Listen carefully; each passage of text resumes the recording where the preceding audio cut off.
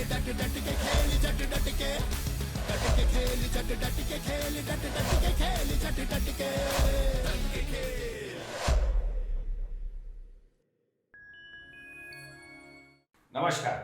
आप सभी को होली की हार्दिक शुभकामनाएं। जिस तरह देश आज पूरा देश होली के रंग में डूबा है, वैसे ही आइए हम सब आईपीएल के रंग में डूबते हैं आपके अपने चहेते प्रोग्राम रेपी पे प्रेजेंट्स आईपीएल 2024। हम कवर करेंगे Sunday, super Sunday, match number 4 और 5। टॉस जीता, जिम्मेदारी ली और अपनी टीम को बल्लेबाजी के लिए उतारा। संजू सब पे भारी पड़े। देखिए, तीनों मेन बैट्समैन, यशस्वी जायसवाल जिसके बारे में हम ये कह सकते हैं कि ये धूमकेतु है, और जिस तरह से इंग्लैंड के अगेंस्ट में हमने उनको परफॉर्म करते हुए देखा, जो भारत का भविष्य है, क्रिकेट का नया सितारा है। जोस बटलर एक बहुत सीनियर इंग्लिश प्रो, और उसके साथ पडिक्कल, ये तीनों जो उनके मेन प्लेयर्स हैं, जिन पे टीम रिवॉल्व कर रही थी बैटिंग अपना लेके। अनफॉर्चुनेटली वो तीनों विकेट जल्दी गिरे, 49 for 3। उसके बाद फिर संजू ने अपने एक्सपीरियंस के साथ टीम को आगे बढ़ाया, और क्या बैटिंग की है। 82 रन्स, जिसमें उन्होंने 3 छक्के 3 चौके। लेकिन सबसे इंपॉर्टेंट है, उस प्रेशर सिचुएशन को हैंडल करते हुए टीम को अपने कंधों पे लेके जाना, और साथ में अपने जो दूसरे प्लेयर्स हैं उनको भी खिलाना। यही एक होता है लीडर का काम। रियान पराग असम से खेलते हैं, बहुत लो प्रोफाइल, लेकिन उनको अपने लिमिटेशंस मालूम है, और एक लंबी इनिंग खेलने के लिए हमेशा तैयार रहते हैं। एक बहुत बढ़िया पार्टनरशिप, ऑलमोस्ट 49 रन्स की पार्टनरशिप हुई। एलएसी जैसा इनिशियल जो सेटबैक था, उसको झेल पाना पूरन और कप्तान राहुल के लिए भी मुश्किल था। तीनों बड़े प्लेयर्स जो हम देख रहे थे बहुत जल्दी आउट हुए, लेकिन उसके बाद जो पार्टनरशिप हुई, और एक छोटा सा इम्पैक्ट प्लेयर जो उनका था दीपक हुड्डा, जिन्होंने एक बहुत छोटी सी पारी, लेकिन 49 रन्स की जो पार्टनरशिप उन दोनों के बीच में हुई है केएल राहुल के साथ, कप्तान के साथ, वहाँ थोड़ा सा मैच लगा कि मैच अब वापस लखनऊ सुपर जायंट्स के लिए जा रहा है। लेकिन वहीं एक वापसी हुई। संदीप शर्मा क्या प्लेयर है, छोटे हैं, कदकाठी भी ऐसा देख के नहीं लगती कि ये बंदा फास्ट बॉलिंग कर सकता है। स्विंग के बादशाह हैं, उनको हमेशा हमने नए बॉल से बॉल डालते हुए देखा है, जब वो किंग्स 11 के लिए भी खेलते थे, और बखूबी से अपने स्विंग का इस्तेमाल करते थे।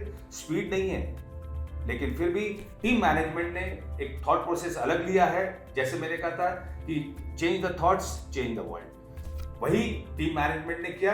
संदीप को 17वें ओवर में मौका दिया, लेकिन उन्होंने निराश नहीं किया।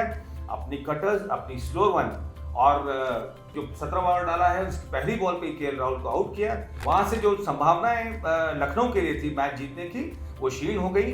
तो मुझे लगता है कि इस मैच का जो सही खिलाड़ी हम कह सकते हैं, जिसने मैच को चेंज किया, मैच को टर्न किया, वो संदीप शर्मा थे। तो ये एक मैच नंबर 4 का एनालिसिस था। जैसा मैंने आपको बताया कि संजू सैमसन 2020 के बाद जितने भी एडिशन हुए हैं, हर मैच, पहले मैच में उन्होंने 50 किया है, और उनका जो राजस्थान रॉयल्स का होम एडवांटेज और जो जयपुर जो होम ग्राउंड है, उस पर हमेशा बहुत अच्छा प्रदर्शन रहा है। उसी प्रदर्शन को जारी रखते हुए उन्होंने ये मैच जीता।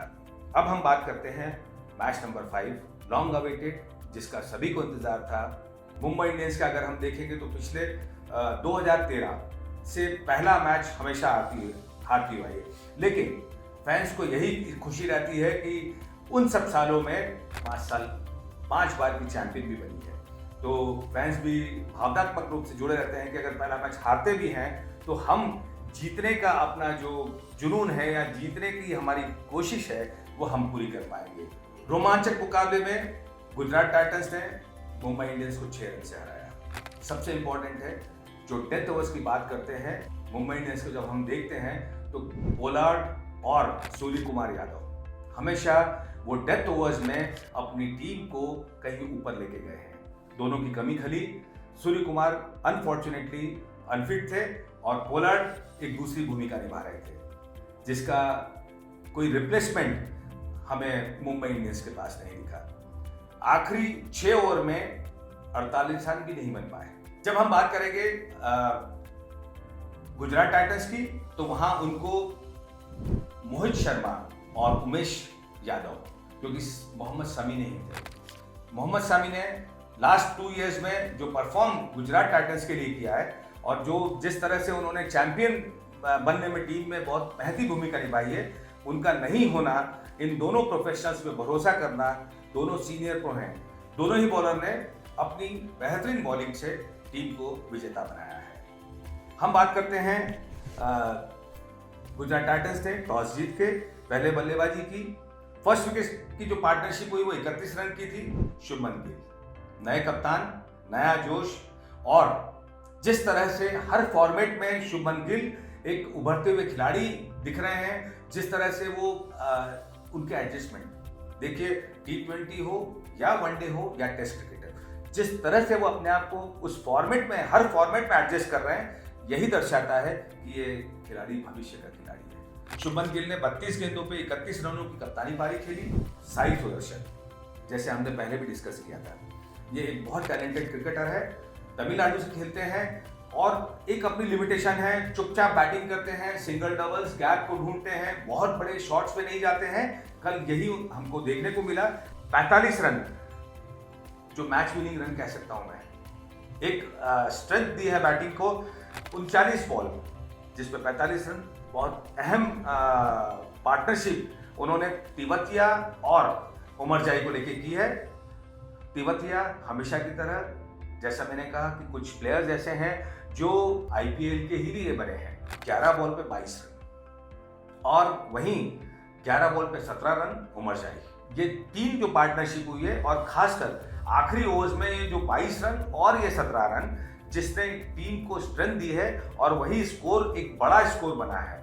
रोहित ने डेफिनेटली एक बहुत रिस्पॉन्सिबल पारी खेली है। चूंकि कप्तान नहीं थे तो बहुत रिलैक्स और बहुत कूल काम फील्ड में दिख रहे थे, लेकिन जब जब जरूरत पड़ रही थी वो बैट भी कर रहे थे, वो फील्ड प्लेसमेंट भी कर रहे थे। यही एक अच्छे प्लेयर की, एक बड़े क्रिकेटर की पहचान होती है कि किस तरह से वो अपने साथ दूसरे प्लेयर्स को ग्रूम करते हैं, या अगर वो जिम्मेदारी कोई दूसरा प्लेयर निभा रहा है तो कैसा उसका साथ निभाते हैं। इसीलिए रोहित अपने आप में एक बहुत बड़े खिलाड़ी हैं।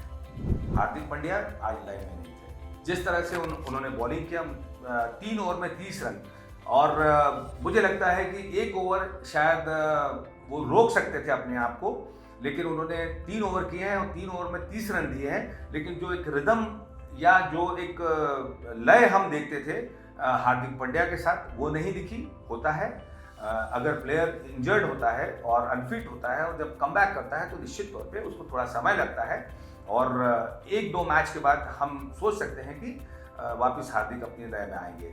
अगर हम बात करते हैं तीनों उनके प्लेयर्स की, तीनों बॉलर्स की, पीयूष चावला और शम्स मुलानी, जो मुंबई टीम के हैं और मुंबई को चैंपियन बनने में काफ़ी बड़ा योगदान रणजी ट्रॉफी में उन्होंने दिया है। लेकिन मुझे लगता है कि अगर कुमार कार्तिक के जो लेफ्ट आर्म स्पिनर हैं, चाइना मैन हैं, और जो सीजन प्रो हैं और पिछले आईपीएल में काफ़ी अच्छा परफॉर्म करके आए हैं, तो मुझे लगता है अगर उनको मौका दिया होता तो शायद कुछ चीज़ें और होती। अगर हम बैटिंग की बात करें मुंबई इंडियंस की, तो शुरुआत निश्चित तौर पे जैसी वो मुंबई इंडियंस चाह रही थी वैसी नहीं मिली। फिर भी रोहित ने एक अच्छी पारी, रिस्पॉन्सिबल पारी खेली और टीम का स्कोर को आगे बढ़ाया। लेकिन वही जो एक बड़ी टीम अगर कभी किसी मैच में थोड़ा भी प्रेशर में आती है तो किस तरह से प्रेशर बनता है टीम पे, वह हमको देखने को मिला। हार्दिक पांड्या ने कोशिश जरूर की। लास्ट ओवर में 19 रन चाहिए थे, 2 बॉल पे 10 रन भी बने, लेकिन उनके आउट होने के बाद वो संभावनाएं विशीर्ण हो गई। तो जिस तरह से हमने भी बात की थी कि होम क्राउड का होम एडवांटेज शुभमन गिल की टीम के साथ रहेगा, और हमने पिछले हमारे एपिसोड में ये भी कहा था कि मेरी अपनी टीम गुजरात टाइटंस होगी, क्योंकि निश्चित तौर पे टीम कितनी भी बड़ी हो, लेकिन एक होम एडवांटेज और एक प्रेशर, दो ऐसी चीज़ें जो निश्चित तौर पे इम्पैक्ट डालती है। गुजरात टाइटंस को अपनी होम एडवांटेज, होम ग्राउंड का एक एडवांटेज था, जिसको बखूबी से उन्होंने उपयोग में लिया और प्रेशर बनाए रखा। वहीं मुंबई इंडियंस, सूर्य कुमार यादव और कैरन पोलार्ड, इनका जो हमेशा की तरह संकट मोचक की भूमिका निभाते थे, उनको मिस किया।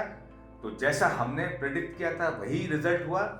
गुजरात टाइटंस बहुत क्लोज कॉन्टेस्ट, मुझे लगता है 4 रन से जो मैच जीती है, लेकिन ये मैच सुपर संडे का सबसे अद्भुत मैच था। यहीं पे सुपर संडे के मैच नंबर 4 और 5 को कंक्लूड करते हैं एनालिसिस को, और हमारे प्राइम स्पॉन्सर रैपी पे और डट के खेल परिवार की ओर से पुनः आपको होली की हार्दिक शुभकामनाएं।